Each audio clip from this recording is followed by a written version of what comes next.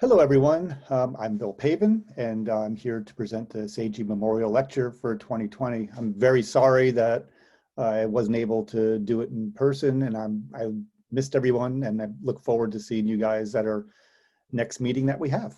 Let me open up my screen and get started.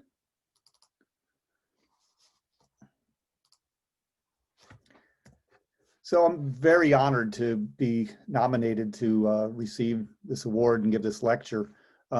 It's named after Dr. Seiji, who was a legend in pigment cell biology and pigmentary disorders. He was first involved in identifying the melanosome at the site of melanin synthesis in vertebrates. And he spent his career investigating both the biosynthesis of melanin granules and melanocytes, as well as the transfer mechanism to keratinocytes. I went back and looked to see who else got this award in the past. And I have to say, it's a pretty striking group of people. And I'm honored and humbled to be part of this group. So once again, thank you very much for thinking about me when you made this nomination. So over the years, my lab has been focused on understanding how variation in DNA can impact development and diseases. And we've mostly been focusing on how variation in DNA can affect pigmentation phenotypes. One of the reasons that we've done this is that pigmentation genes are highly conserved. Here I'm showing mammals, but even down to vertebrates, pigmentation has been a fantastic system to use for model organisms. Here we can see both the variation in eumelanin, the brown-black pigment on the left, all the way out to pheomelanin, yellow-red pigment here on the right. And in the middle, you see some animals that are spotted. That is, they're missing melanocytes in those white areas of their skin. So from a developmental biology point of view, seeing how the melanocytes populate the black areas versus the white areas is also fascinating. So what we do is we use a combination of animal models, mutations that occur spontaneously or engineered, as well as genomic studies to try to understand what are the genes involved in the development and function of melanocytes and pigmentation, and how do they impact human disease. So the lab got started using both spontaneous mutants that randomly showed up to have mutations in genes that affect the pigmentation colors. Here you see some black and white spotted animals, as well as doing mutagenesis-based screens where we treated mice with an ENU mutagen to generate new mutations throughout the genome. This has been headed up by Dawn Watkins-Chow in the lab over the years. Her ENU screen, basically, it's to add the chemical mutagen ENU to mice, and then we cross it to a mouse that was sensitized to show pigmentation defects. So here we used mice that are heterozygous for a transcription factor, SOX10, that's needed for neural crest development. And so just being heterozygous, the mice would just have a belly spot. But when you combine it with another mutation, such as an ENU-based mutation that hits another gene, and combined with SOX10, you can get animals such as this one down here that has an increase in the amount of pigmentation compared to being heterozygous for SOX10 alone. And so over the years, we've generated several mutants from this with all these wonderful names picked by Dawn and the mouse facility. I particularly like Thriller because only one hand is white, like Michael Jackson's song. We've used these mouse mutants to identify when during development these genes, as well as spontaneous mutants, have impacted development. And we've several different genes have come out of this, some of them previously known, as well as some new ones. They hit different parts of that neural crest melanocyte pathway, all from stem cell biology to survival, chromatin remodeling, choices on lineage and cell fate. We even have one that's involved in inhibition, and as well as terminal differentiation. They've been associated either by expression or mutation in several different human diseases, which was the basis of our setting up this project, is that not only can we identify genes involved in pigmentation, but also associated human disorders. And more importantly, these genes have been worked on by several different wonderful trainees, postdocs, and visiting faculty in our laboratory over the years, and they've gone on and taking these mutants to establish their own careers. I'm very happy with that. So we've stopped the E&U screen several years ago for a few different reasons. One is that genomic sequencing became quite inexpensive, or relatively inexpensive. So we were able to do more genomic-based analysis based upon sequencing. And so we could develop more of a landscape of the melanocyte genome. And that could then point us to perhaps to some genes that we want to study. So we don't have to generate a random mutation. We could use a new technology at the time, which was a CRISPR-based technologies, to manipulate these candidate genes that we find in mouse genome and ask, do they impact melanocyte development and pigmentation? In order to do that, we had to generate a large set of genomic resources, and that's been done headed by Stacy Loftus in our laboratory, as well as a postdoc Temesgen Fufa, and a lot of it was in collaboration with Kevin Brown, a tenured scientist at the NCI. So over the years, we published several papers looking at chromatin immunoprecipitation for individual transcription factors, looking for open chromatin, looking for levels of RNA expression associated with variants, so-called cis-EQTL analysis. And this has generated a nice large data set for the community to go back and identify what portions of the genome are responsible for regulating melanocyte genes during development and disease, as well as in pigmentation. So now that we had this nice tool set in our hand, and we wanted to start applying it to some questions. So we wanted to combine the information from these genomic studies with human variations to drive a CRISPR-based functional analysis in model systems. And here, we're focusing more on the pigmentation aspect. So the variation that we see in the color, not necessarily the white spotting that we did for, I talked about before. And one of the things that's always fascinating me is that if we talk about human pigmentation, is that most individuals have similar numbers of melanocytes in the same area of their body. And the variation that we see is caused more about the amount of each type of pigment and how it's packaged and distributed in the surrounding cells. And this is important medically as well, as because we know that the eumelanin is more photoprotective from ultraviolet light, whereas the pheomelanin pathway, either the pigment itself or the genes that are involved in regulating this pigment, can lead to susceptibility to skin cancer. So the way that we got into this field is we worked with Sarah Tishkoff and Nick Crawford, postdoc in our laboratory, to identify new genes that may be associated with controlling skin pigmentation. And the way she did that was by looking at a new population in the world that hasn't really been studied very much. At the time, most of the work on pigmentation in humans was done in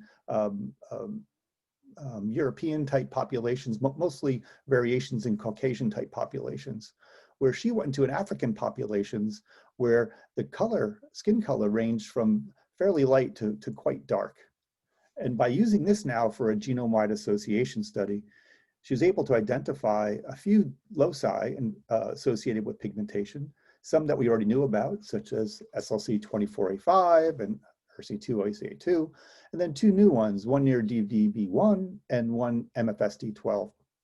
So this is where we hopped into the project to help her see if MFSD12 is associated with pigmentation, and can we figure out how. And so once again, we used our genomics to help identify this region, and then we wanted to use CRISPR-based to see if we could alter it in an atom model and see if it has a defect. So one of the interesting things about MFSD12 is that the haplotype, or the variation in the genome that is associated with dark pigmentation, is actually correlated with a decreased level of this messenger RNA, which may be counterintuitive. You figure if it's a pigmentation type gene, you make more of it and you'll make darker pigmentation. No, but not here. You make less of it and the pigmentation is darker in the people. So I just found that fascinating. MFSD12 is a member of a large group of membrane proteins. They facilitate transport of diverse molecules, ions, amino acids, peptides. We still don't know what it transports or how this transporter impacts pigmentation. So fascinating question, still await. Dawn Watkins-Chow in the lab showed that when we mutated MFSD12, it results in this gray type phenotype. On the left here is a mouse with a Agouti color, and on the right is the same background of mouse, but it's missing the MFSD12 gene. And you can see it's a nice grayish color. So in order to understand how that gray color occurs, I need to go back and just briefly mention Agouti signaling again. So we know in the mouse that the two different pigments, the pheomelanin and eumelanin, in an Agouti mouse are banded. So when the hair grows out of the skin, here's a representation of a hair, you have the eumelanin, the pheomelanin, and the eumelanin again. So most of us look at mice that are black, like C57 black 6J mice. They only have eumelanin. But our particular mice, the MFSD12 mice, are missing or have reduced amounts of this pheomelanin. So they still have black on both ends, but the absence of that pheomelanin in the middle results in that graying type phenotype. So why is that missing? Here's a close-up again, showing the wild type Agouti banding pattern and the absence of the pheomelanin. Here's a close-up of the hair, showing the eumelanin on the bottom and the pheomelanin in the wild type, but not in the MFSD12 mutant.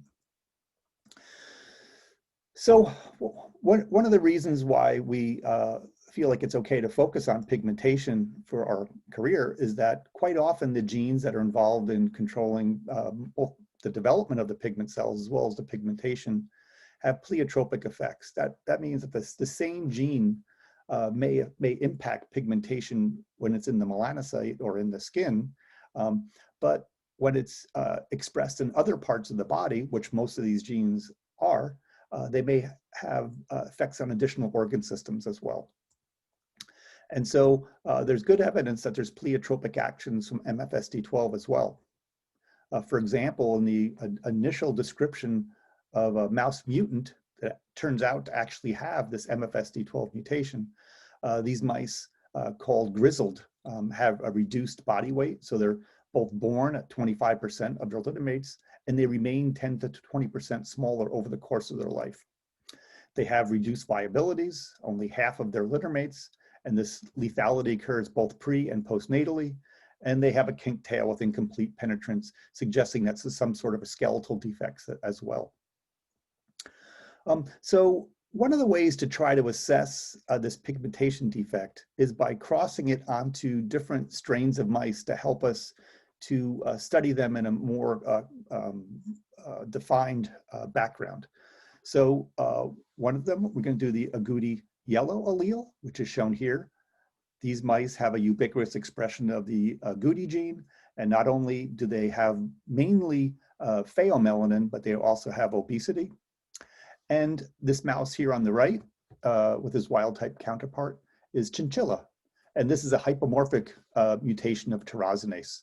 So it has less melanin pigment in the coat due to a hypomorphic allele of tyrosinase. And so what we're doing now is crossing this MFSD12 onto both of these backgrounds to see how the MFSD12 may impact these phenotypes.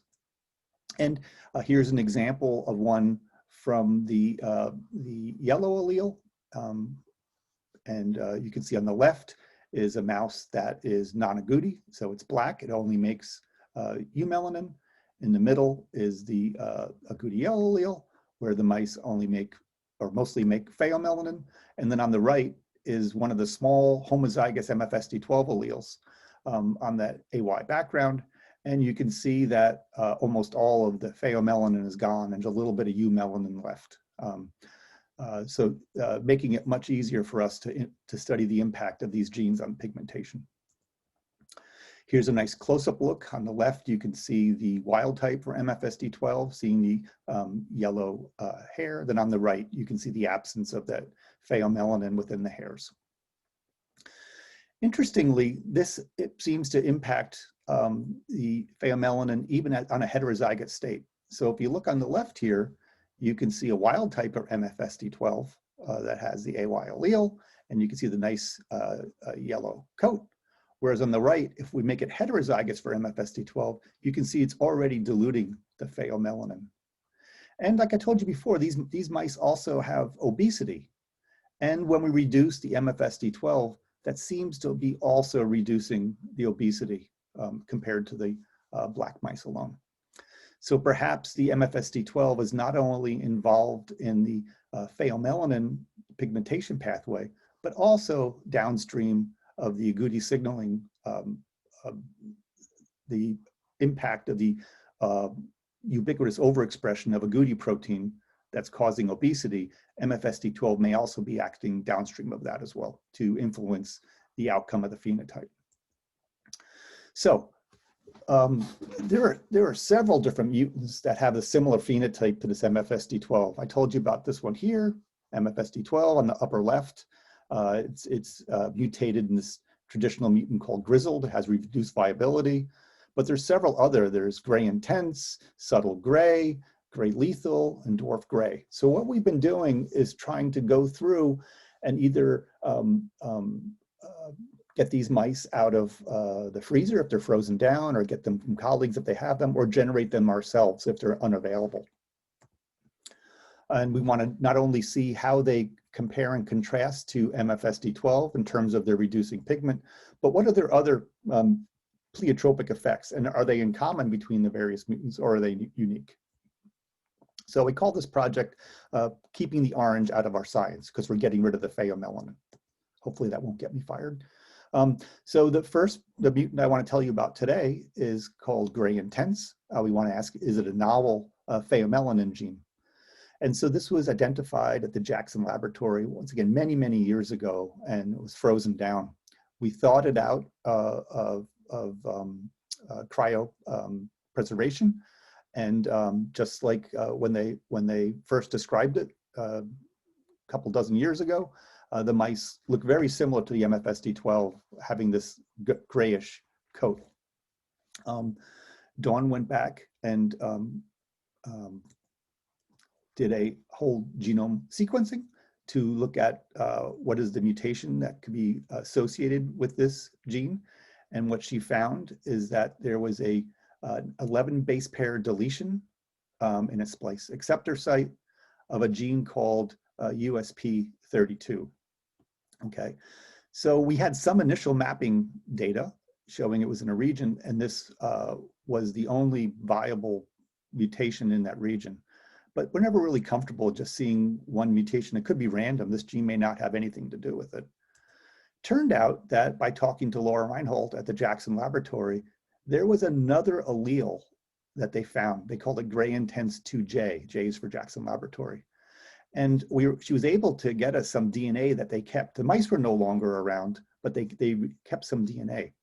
And so when Dawn sequenced just the USP32 this time, she did find a mutation in this gene.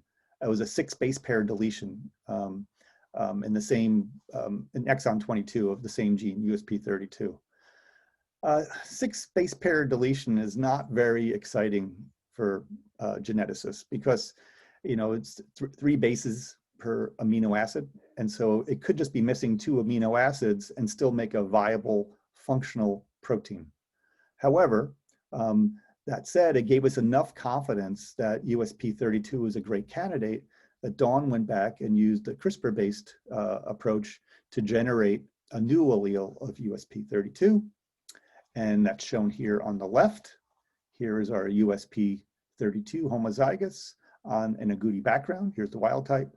And here's the gray intense mouse that we cryo-recovered, once again with its wild type Agouti background. So they phenocopy each other.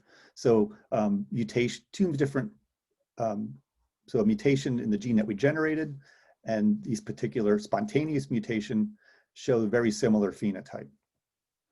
And if we take a close-up look at the hair, here's our MFSD12 missing the pheomelanin in this band region, and so does this USP32. And being good geneticists, we went back and did a confirmation look for non-complementation. That is, if that grizzled allele is really causing the phenotype, then when we cross it to the ENU allele that we generate ourselves, then they shouldn't complement each other. And what we saw is that instead of seeing gray mice come out, the mice were lethal. And what this could mean is that it's caused by different genes, but in our case, it turns out that we keep crossing these mutations onto an inbred background, C57 black 6J. And when we've been doing that, all of these mice are becoming embryonic lethal. And so here, this shows non-complementation to a new phenotype, which is embryonic lethality. In fact, this just goes and confirms that is as we cross these mice onto black 6, we see that no homozygotes are being generated, either by the gray intents themselves, our allele by itself, or the two together. So great, now we have nice clean allele on black 6 background, but we can't get any mice. So what we're doing now is we're crossing them onto different strains so we can study them as a homozygous state where we can actually study the pigmentation. For USP32, we went back and are trying to figure out when that embryonic lethality is. And what we're finding is that we can see viable animals around 11.5 to 12.5 days of gestation. That's like around, so mice have around 21 days of gestation, just to give you, it's about halfway through to show where they're dying. If we go back and look at them, here's a wild type mouse embryo, looks fairly normal. And then 2 out of the 3 embryos that are homozygous for USP32 have this abnormality going on where they have a pericardial edema, and but they're overall pretty normal. So we're going back to see how USP32 may be impacting this phenotype. We've been doing some in vitro work. So for example, if we do a knockdown, we can show that we slow down the growth of the cells, maybe consistent with the mice being smaller.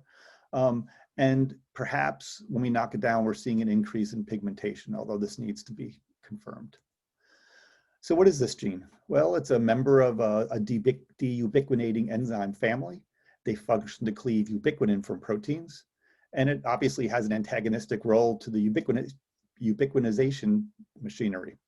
A nice paper was published last year linking USP32 to deubiquitination. They did a proteomic screen to see what are the proteins that are deubiquitinated by USP32. And they propose one of them, RAB7, is involved in, is linked to USP32. And RAB7, we know from our studies with melanosomes, is also involved in pigmentation. So it's exciting to think that the target of USP32 might be RAB7. That may explain some of the phenotypes, including the pigmentation phenotype that we see. Okay, so here's a picture of the other mutants that we've either recovered or generated in the laboratory. We see a beautiful series of animals that all have a similar phenotype, but here they're on a black 6 and FEB mixed background, so we can actually have viable homozygotes. We're going on and figuring out, like I said, how they impact the same phenotypes and pleiotropic effects. And just to show these mice here, we can see that each of these mutants have a fairly normal amount of eumelanin in the banding of this part of the hair on the agouti background. But in the pheomelanin part, they're either reduced or missing, or here's clumping in OSTM1. And so with that, I just want to say thanks again for involving me in this memorial lecture. I find it an honor, and I've mentioned most of our colleagues along the way. And if you have any questions, please don't wait for our next meeting. Reach out, send me an email, give me a call.